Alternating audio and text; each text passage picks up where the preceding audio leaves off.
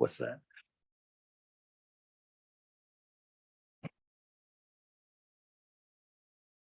All right, it is 6 o'clock and I want to welcome everyone to our Wednesday, October 18th, North Middlesex Council meeting. Call the meeting to order. Roll call, Councillor Keogh sends his regrets. He is out combining soybeans. Disclosure of pecuniary interest. If there is any, please forward them through to the clerk. Minutes of the previous meeting, any business arising or errors or omissions? Seeing none, we need a motion to pass the minutes. Councillor Daigle, seconded by Councillor Nerda. All in favor? Carried. Thank you. We're going right into delegations, and I believe we don't have any right now from Mount Carmel, are they? Are you here from Mount Carmel, sir? No. Okay, so that's what I thought. Let's change that around, okay? And use it with Roseland. Well, I'll ask you to come up, and we'll just change the delegation around. That's if you want to come up here to the seat, bring another chair with you if you like, and or Jaden, grab a chair. Yeah, and just turn your microphone on, please, and welcome. Oh, here you go, Hans.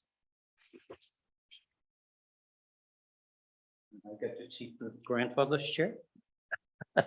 I have one of those too, so. All right. Good evening. Yeah, go ahead and begin. And if you don't mind introducing yourselves to council first, that would be great. Absolutely. So my name is Mike Corey. I'm here representing Rose Land Care Association.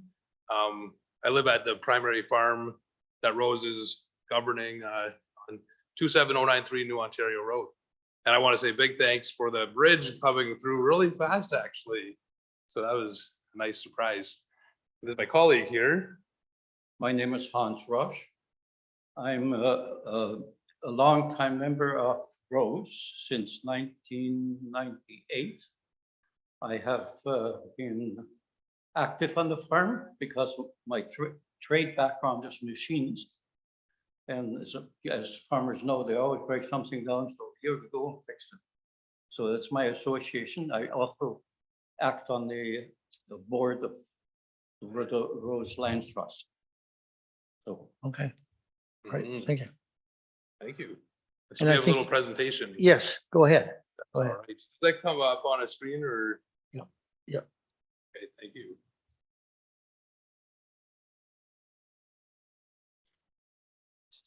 Yes. So we're here today representing Rose Land Care Association. We wanted to share with you about sort of, what the association's up to and how we think we fit into the municipality, and then share some upcoming projects that we're looking at.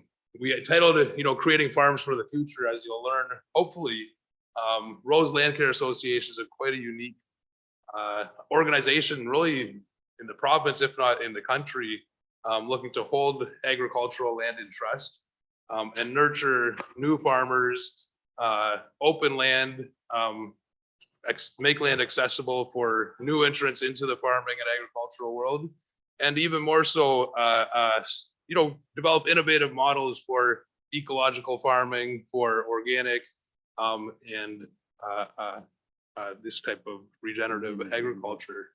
So that's sort of the broad picture. And what we're here for today, next slide, please. Oh, I think one back. Yes, we're just here to introduce ourselves, share with you our future plans, and would love to hear your feedback as we go forward, because as you'll learn, with our model of farming, it may require some upcoming requests around zoning variances and testing out community style agricultural models that we want to work on. So I'm going to pass it over to Hans here to tell you a little bit about the history of the organization. Rose means redeem our soil ergonomically. ROSE. Economically. So this was the aim when the land trust was formed back in '92, and Alex and Eleanor Nurnberg took the farm on until their retirement in 2015 around there. For a while, we're a little bit up in the air, but until Mike Corey showed up.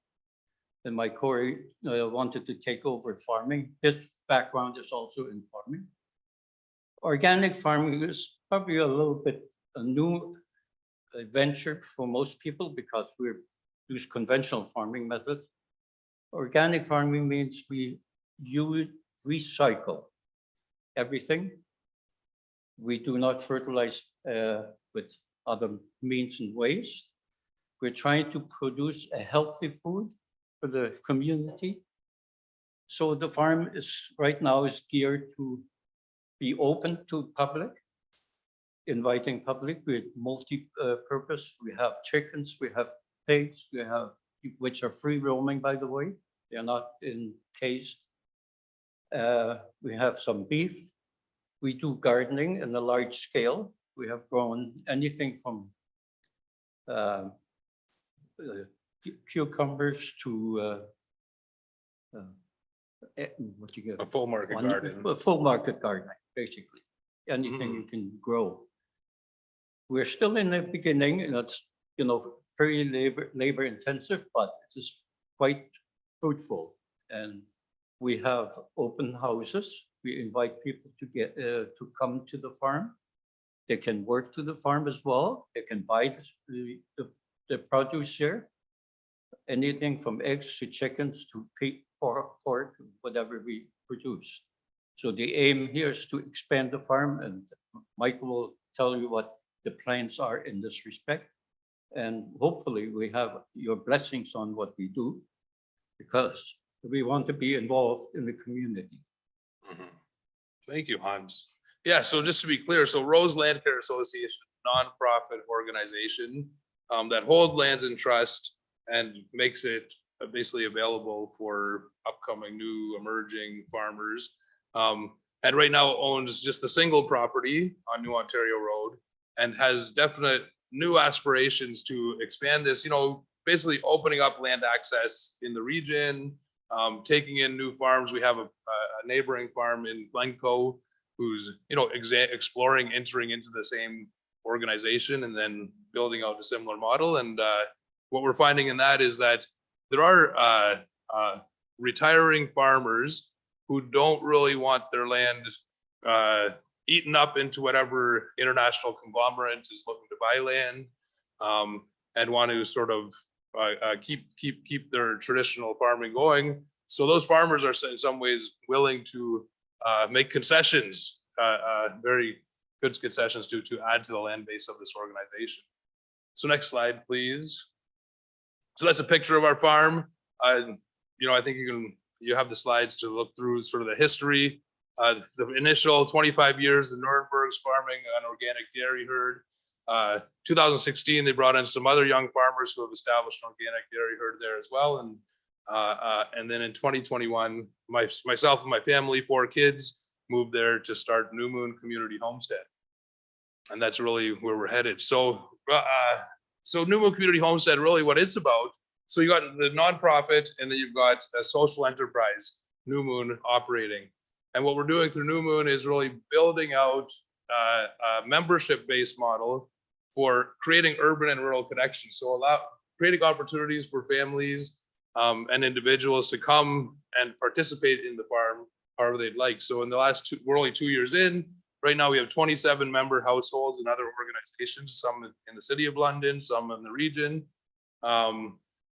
And they become participants on the farm in various ways, supporting. Like, we wouldn't be able to produce a 5-acre garden without that. Most vegetable production in the region and in Ontario, it's dependent on migrant labor to actually do a good commercial vegetable growing. And so, what we're working on is to see, can we actually grow food in the region, drawing on community members to actually produce it in a commercial level. And that's really what we're testing out. So that brings with it, of course, huge questions about, well, what about those, if somebody comes and works with us for a week or 3 weeks or 6 weeks, or they come in every weekend, how do we accommodate them? How do we get them to stay on the farm? All those questions start coming up, and those are municipal, that is municipal territory there in terms of zoning and allowances. So I did want to point out, though, very quick, importantly, so what we have done through this collaboration so far with Rose and New Moon is in April this year, we were awarded, or February awarded, a good sized grant from the federal government to do a business planning and investment readiness. Don't know if you've heard this program from the federal government investment readiness program is basically intended to prepare organizations and enterprises, social enterprises, for social finance investment. So bringing in investors and there's certain centers around Pillar Nonprofit Network, Fair Finance Fund, who have an interest in investing in social, environmental, and economic impacts in the region. Next slide. Are we on time? We're looking at our time.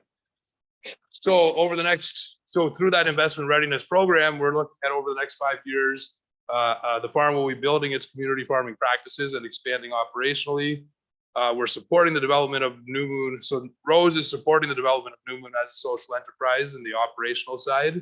And really what we're I think from a municipal point of view, we're going to be looking at like building out infrastructure of the farm, building out employment opportunities in the region.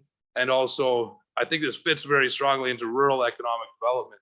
My work in the city prior to this, I lived in London for 15 years and worked on a project called Inclusive Economy London and Region, which was essentially an economic development project in the city that was looking at different models for ownership, for business development, that sort of ensured that the benefits of business was distributed more broadly in the community. So in London, of course, you have major issues of urban poverty and things like that. So how do you develop businesses in a way that address those issues? So as we come into the rural economic development world, we want to also develop businesses that address challenges in the region. That's really what our focus is. That's why it is a social enterprise, not just a standard farm.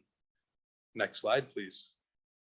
So this slide here gives you, so as we're going into this investment strategy as a farm, we're looking at 3 pillars. Well, one, of course, we have to scale up all of our agricultural work, and we do want to be a commercial farm. We don't want to be just, we're not looking to just feed ourselves or some homestead internally, but rather be contributors to the regional food distribution system and growing system.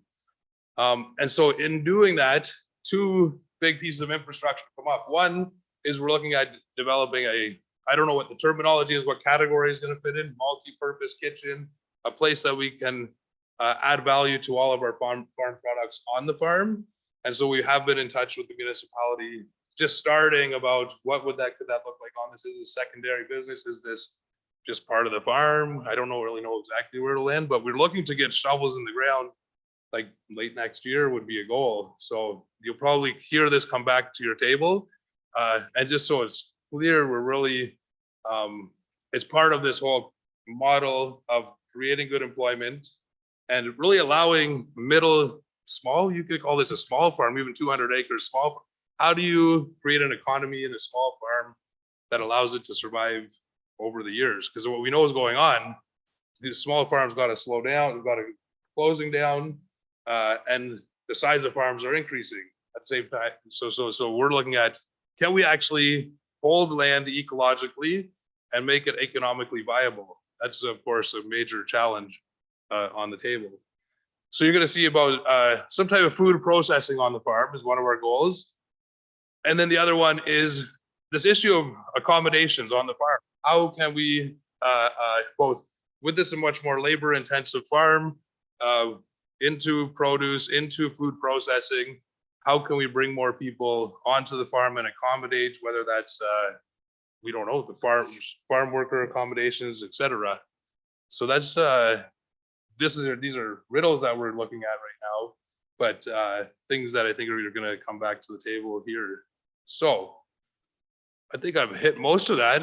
Hopefully I didn't go too far over time. I don't know who's in charge of time here. Clerk is in charge of time, but. Questions from council for them? Who would like to start? Councillor Nelson. Mayor Rob. Of course, the first question that comes to my mind, and you touched on it a little bit, is how are you going to be financially sustainable? Yeah, so this is where I think major innovations happening through the land trust nonprofit land holding model.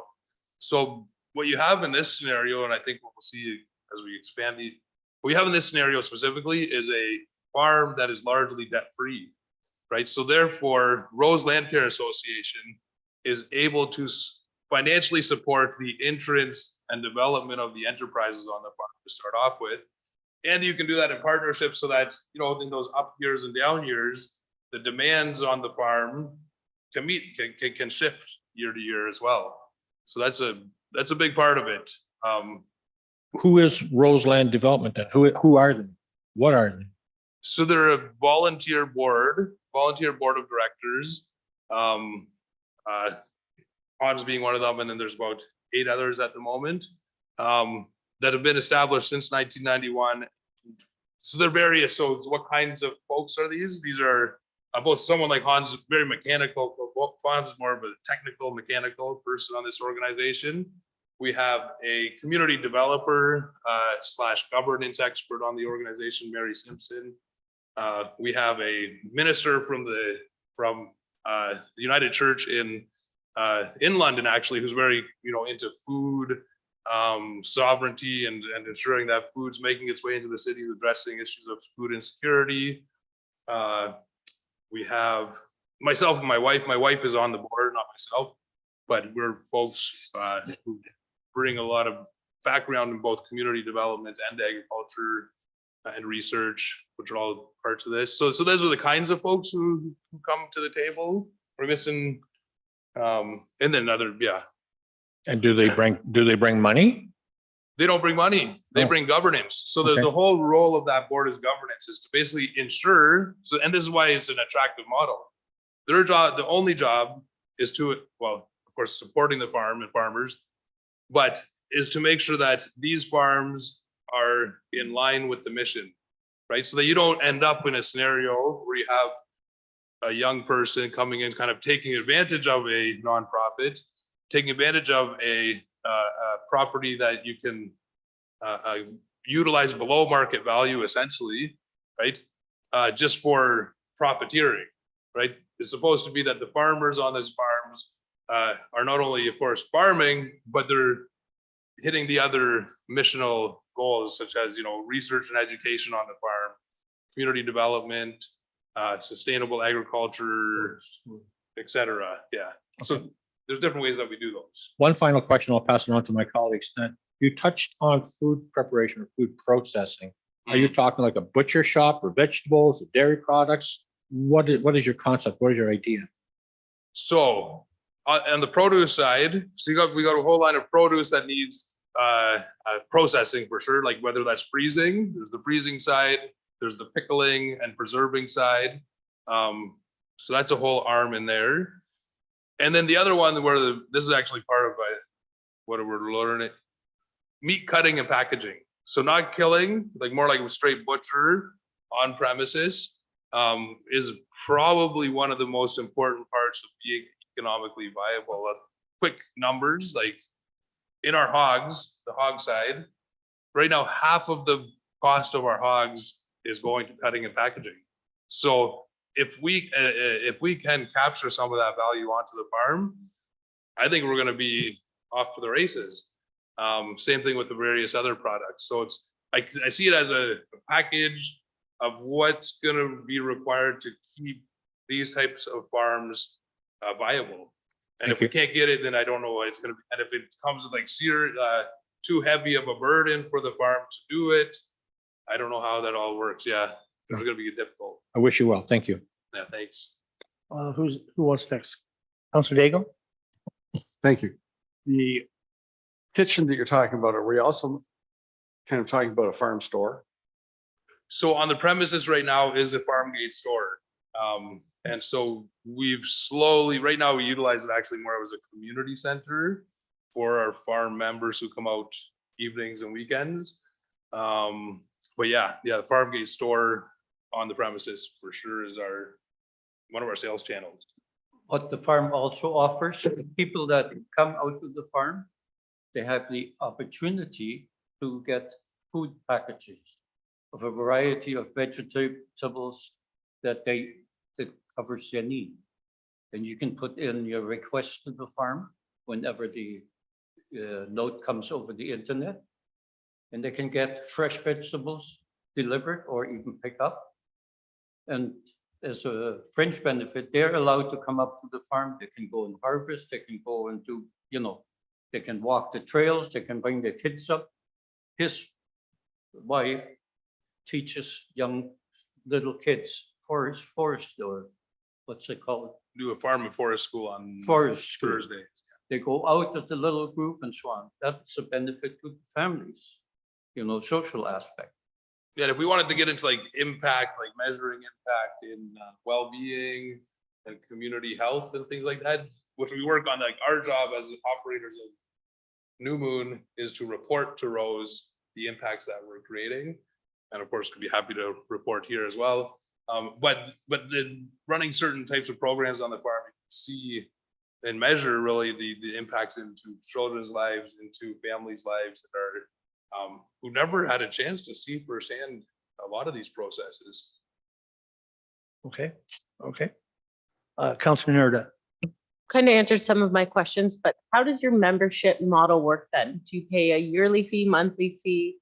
And how many members do you have? Do you offer financial assistance at all? So it's an annual membership. What's included in that package is produce for the season, 6 chickens, 26 dozen eggs, and then farm access. And so it's an annual membership, $1,200 for a family, and then there's a half membership, broken down. And then in addition to that, of course, we don't have, I think as we built right now, so we have some subsidized members. So if anybody who's showing financial need or just expresses it even, we try to work with anyone. But a model that I've seen in another similar type of farm in the US is that they actually run some type of donation campaign throughout the year so that people can donate into the farm, and then you can offer these to people, households that are in need more so. And that is super important. Like, this is one of the biggest problems too for us, is like, we want to do organic / low chemical, no chemical farming. Like, even again, back to the hogs, that means that we pay twice as much for feed than not. And so how do you possibly Make money. do that? Not just make money, but make it available to those who probably need it the most. And so that's fundamental in our way of approaching this, is figuring that out. But and that's also where I think the innovation comes in, like that mixture of nonprofit with for-profit, with who knows how we're gonna have to restructure things. But I think I do think that this is one way to hold land long-term in a meaningful way in the agricultural community. And how many members do you have currently? So right now, 27 households. I think it's about 24 households and 3 organizations, because we do like both household and organizational memberships. So in the 27 households, maybe that makes up about 60, 74 people, individuals, right? And then the organizations, examples of organizational partnerships would be with, so in London, there's a group called the London Food Coalition. They harvest food from various grocery stores, any surplus food. And so they've actually lent us a cooler trailer through the season. We give them a full membership, plus bring them all of our surplus vegetables. And so that's one of our ways of addressing food security through our business model. Other ones, Hutton House. Hutton House is an employment agency who does employment for people with barriers to employment. And so in that model, they bring out probably 10 or 12 times a year, they'll bring out groups of their participants to come and just learn about what farming's like, and we'll run a little workshop, those kinds of things. So, yeah. Great, thank you. Other questions, Council? Councilor Irwin? Thank you, Your Worship. This is more of a comment. So I suspect you're here tonight to inform us that you're just going to take this to the next level. So we should be prepared. I think so. Yeah. 'Cause I'm very familiar with the social enterprise model of urban agriculture and also with land trusts. So I'm looking forward to what you bring back to us in future. Thank you. Any other questions from council? I just have one. Are you milking cows there now? Yes, Are so you a right dairy now, operation now? Yeah. Yeah, there's two young fellas, who got into the new entrance program running organic dairy. Oh, okay. Right now. So they're selling bulk milk though. They have the truck coming in. They have a they're truck, sell- they got Okay, All right. bulk trucks coming in every other day. And, but right now, so what that's, we're in transition, like they're moving, within 2 years, they will be moved off the farm. And then we'll be scaling up in that regard. oh, okay, thank you. You did make comment that you have tours that you have open houses, I should say. Yeah, So when are your open houses? And I'm just thinking, members of council are, well, we are doing a pig roast this Saturday, it's true. oh, that's a good day for an open house. No, but Anybody- like So, it's usually on the weekend, like or when do you do them? yeah, let's, you know what, I gotta say, I bet they've been pretty at random. We'll definitely be doing some going into the spring as Okay. we're recruiting new members into the farm. Okay, So we'll make sure that we keep everyone informed. that would be good, because it would be interesting to see the operation. Go ahead, Carolyn. Thank you, Worship. I'm just wondering, maybe it would be a suggestion if council is interested, we could arrange a time for council to come out and take a look if that's of interest to you. And in the spring, if that's the best time for you, that's fine. You know. Okay, Okay, that's beautiful. Yeah, no, we'd be very happy, and I do like it, because it's gonna require collaboration or, yeah, it's gonna collaboration and testing to make this work, I think, especially, again, without the labor side, when we're trying to build capacity in the community to do the work, that requires a lot of negotiating with people. So them being able to stay on the farm is a big part. So like when we come back, if we come back, there's talk about, do we need to have some type of multi-residential housing on this property? We're not, that's the kind of thing to be exploring, and that's not normal for agricultural A1 land. Well, I would just say that the county's official plan has changed a little bit with migrant farm workers and housing for migrant. It was very tough to build that on the farms, but that has opened up a little more. And if you look going towards Exeter, you'll see there's housing there, and that is for the farm workers. So that is something that you talk with planning, with our planner on and those type of things. But I think if for those that are interested, maybe in the spring, we can do a tour of the place. All right. Any other questions from council? No? Thank you very much for your time. Thanks for coming tonight.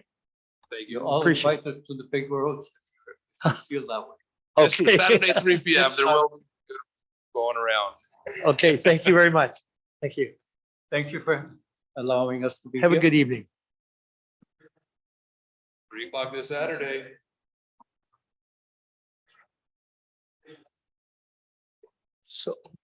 So our next item is Mount Carmel Christmas lights. Now, there's been a bit of confusion on, they're not going to be able to attend tonight. But given time, is council willing to still discuss that, their ask? And it is for on the Christmas lights? Yeah, would you like to speak on that, Ashley? Sure. Thank you, Your Worship. So Stephanie McCann, she proposed, she wanted to bring tonight a few pictures of her groups in Mount Carmel, their existing Christmas decor. And the pictures demonstrated that it was a little bit dated, and more than a little bit. It's been since the 90s, I guess, since they've updated. So they proposed to come and ask tonight if we could, or you could, sorry, if you could assist them in funding for new Christmas decor. I believe Natalie has a picture of the new proposed, but the total ask would be $1,044.08 plus HST. Thanks.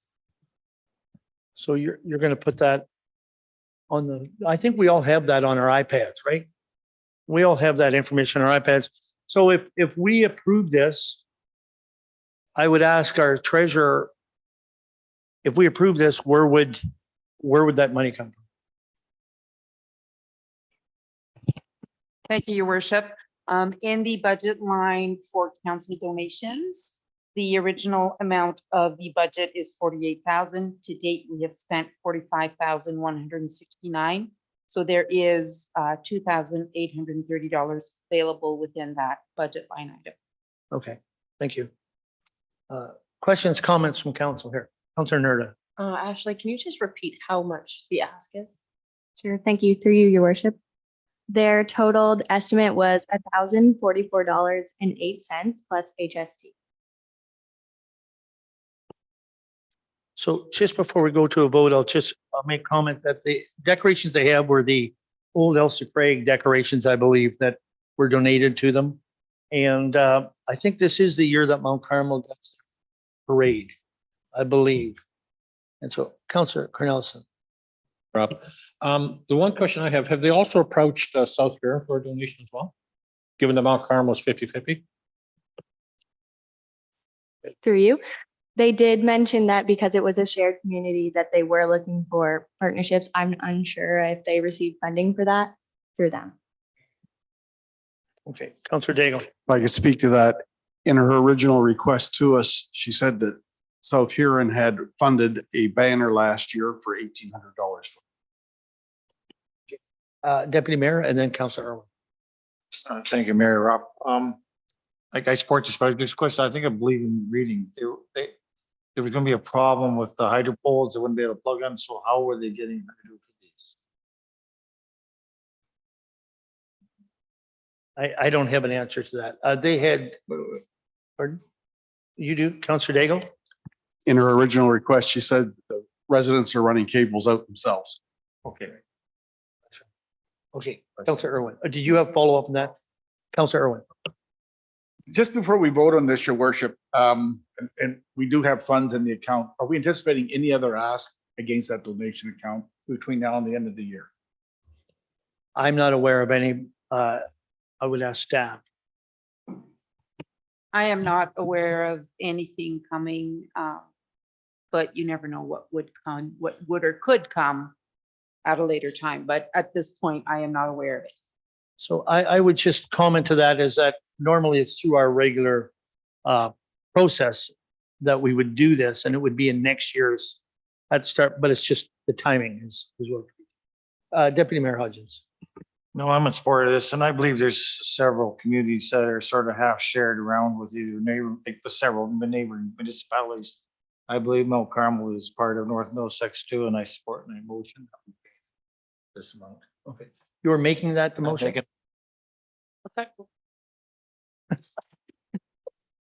Councilor Daigle tried to make the motion, so seconded by Councilor. Any other discussion on it? I'm glad to see them doing it, actually. They do a great job on the parade too. In favor? Carried. Thank you. Our next is department reports. The first one is from the drainage superintendent. I think, Jaden, are you taking that? Okay, thank you, through you, your worship.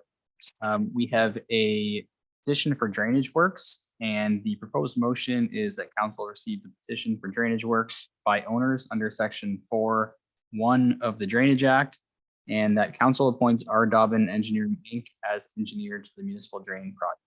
Thank you. Questions? No questions from council. We have a recommendation in front of us.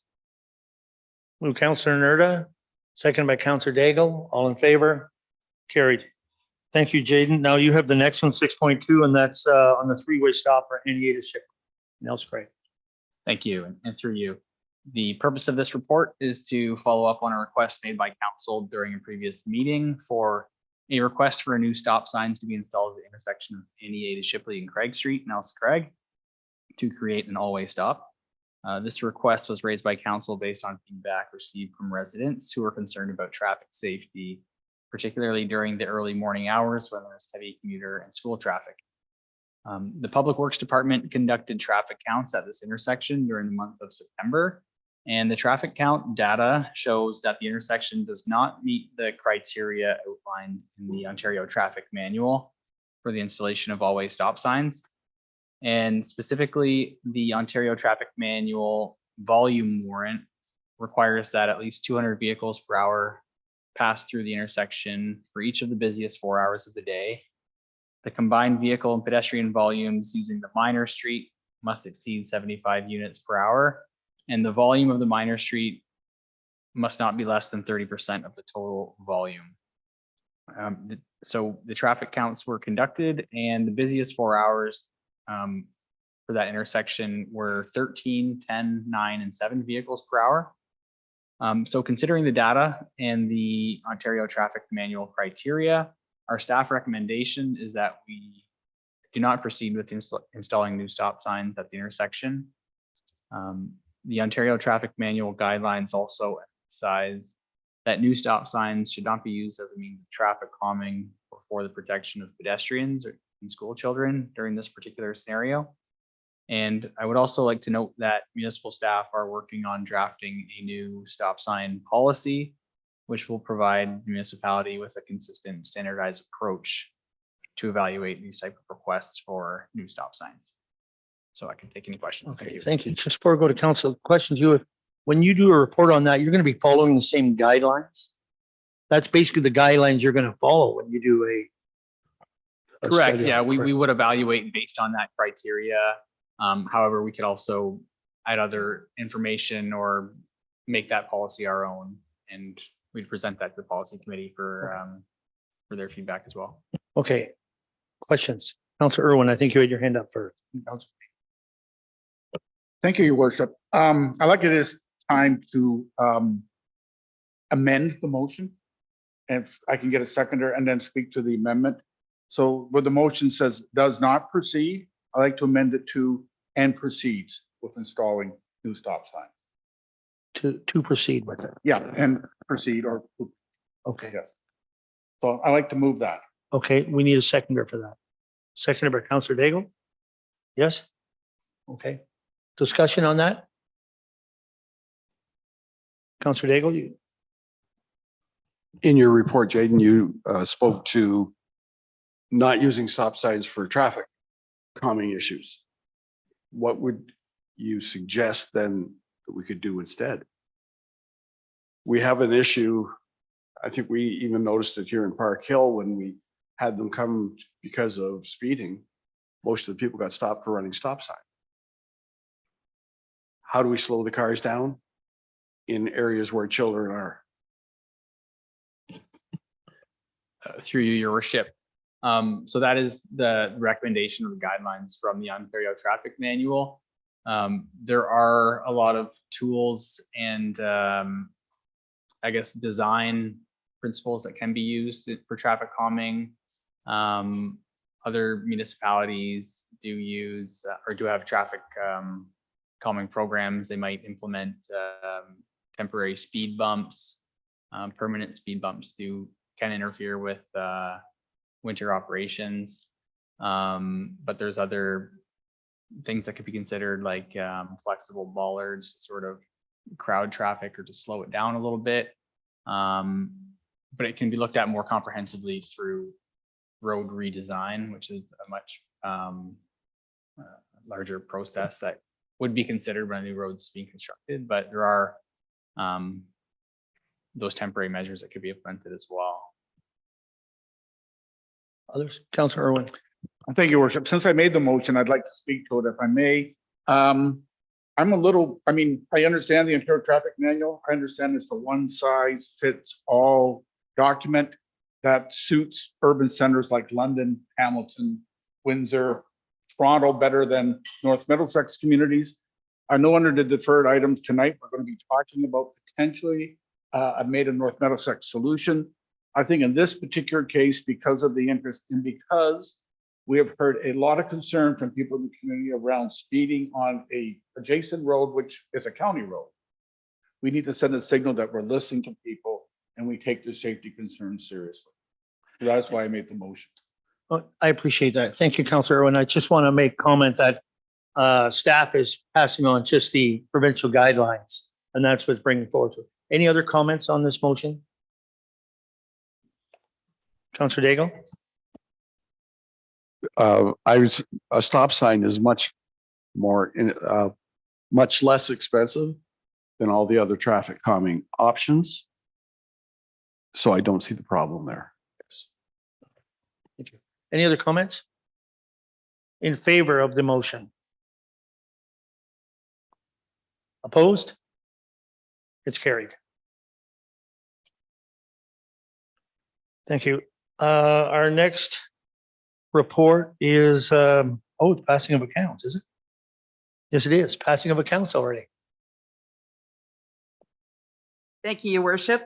The report in front of you outlines the municipality's expenses for the period of September 30th through to October 12th, totaling $731,146.04.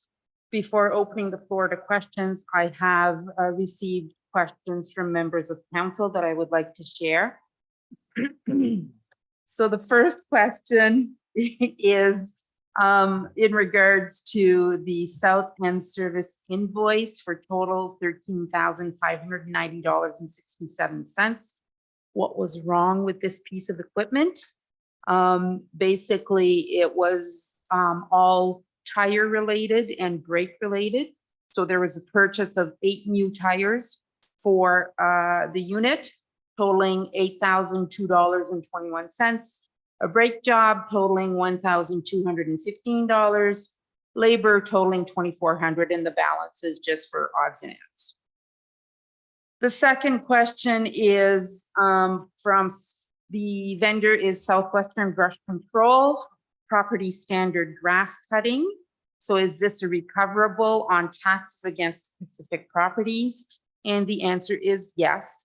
We will first send an invoice to the property owner. And if the invoice remains outstanding, then we will transfer it to their property tax account. So it is totally recoverable. The next series of questions, the AB rental for cemetery, which was an excavator rental. So the question was our backhoe busy? Or broken? What are our options? And the answer is the unit that was rented was a mini excavator, and we do not have a mini excavator. It was to dig a grave at the Brinsley Cemetery, and it was just way too wet to bring our big piece of equipment there. It would have damaged the turf around the gravesite, which is not very nice if someone's having a beer. The second question for Dylan Consulting invoices, with the first totaling $5,508, second one $1,271, and they are both described as for a structural condition assessment. So the question was for which one of our facilities? And it is for the North Middlesex Arena and Fitness Center. You will see another one coming because that last invoice represented 80% of the total work needed for the building assessment. Having said that, I now open the floor to questions. Questions from council? Councilor Ellison? I feel It's not a requirement. I to just ask a question. And I apologize for not sending it to you earlier. But as we're sitting here, I'm looking at the window awning cleaning. Is that for this building? The window awning. Yes, cleaning. window awning Is cleaning. that for Main Street? That is Yeah, for Parkville Main- most of the businesses on Main Street. Oh, okay, because of all following the dust control. construction. Great. Absolutely. Thank you. Any other questions? I do have one, and that is on Kelly Construction. Is that a final bill, or will there be another bill coming on? Thank you. And through you, there will be one more bill for the additional repairs that we did to the railing. Okay, that didn't include the railing? Correct. Yeah. And then I believe there is as well, there is holdback there as well, 10% holdback. So there will be 1 or 2 additional bills for this one. Okay, thank you, because I did see that was under what was budgeted for that project at this time. So thank you. You're looking at me like it isn't under? I believe that's over budget, Your Worship. I thought that, well, we had an amended budget. Yes, we did. Okay. I'll have to look at that. Okay, I'd appreciate that if you could send that through. Thank you. Any other questions? Seeing none, we need a motion to accept the report. Councillor Nerda, Councillor Irwin, all in favor? Carried. Thank you. Thanks, Estelle. Next committee reports. Place here in primary, ABCA. Yes, Mayor Rupp, we had our budget meeting last Thursday, and the proposed budget was a 3.47% increase, which includes a 2% pay grade increase and a 5% market share study wage increase. Interestingly enough, the 1% equals approximately $15,000 of the budget. So there was a motion made to bring the budget back at between 2.5% and 3%. And the board will make a decision, or we'll review that at our meeting tomorrow. Okay, any questions for Councilor Nelson? Seeing none. Blue Water Recycling, Councilor Theo isn't here. Economic Development?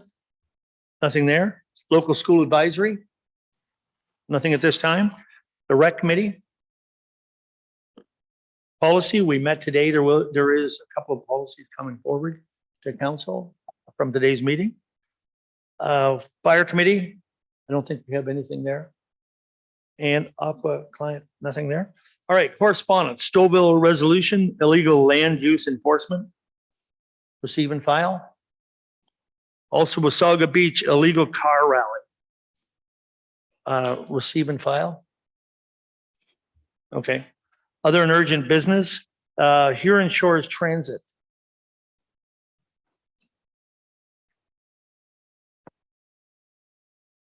Thank you, through you.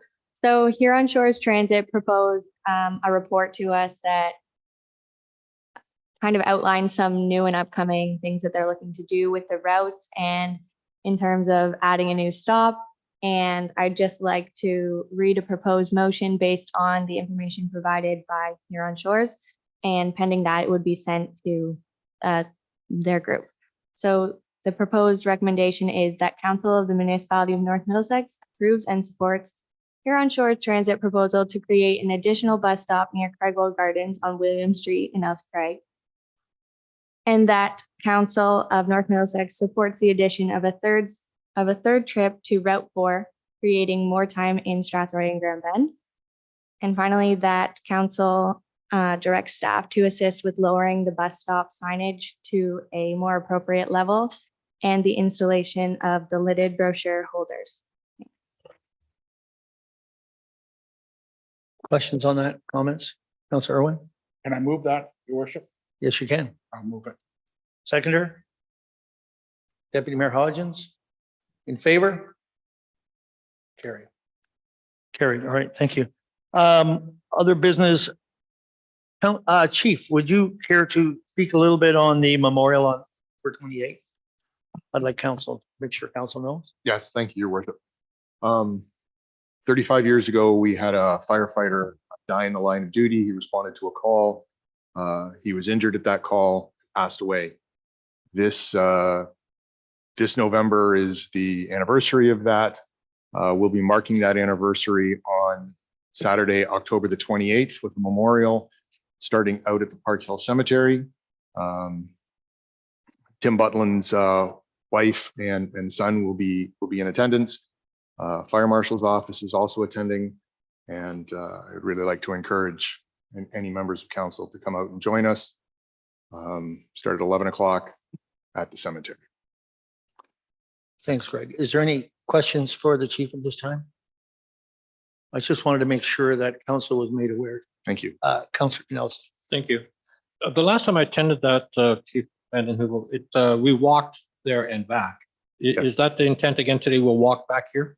No, we'll start out there. That was 10 years ago, and we had some mobility issues then, and we will have more 10 years on. So we're going to start there, come back to the new fire station. And we'll be driving our own vehicles? Is that the intent? Yeah. Okay, thank you. Any other questions on that? Seeing none. The only other thing I have is the Warden's Banquet, and that's November 18th in Lucan. And you can call I think through the county to get the tickets. Food's expensive now, man. Yeah. Okay. But I just want to let people know. So if you're interested, also the Historical Society Hall of Fame. Do you want to speak on that, Councilor Nerda?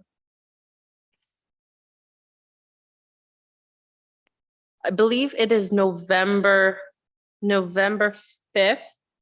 November 4th, Saturday, November 4th for the Historical Society in Elsie Craig. They have their annual dinner. Tickets are $25 and can be purchased online. And who has the list in front of them who's being honored this year?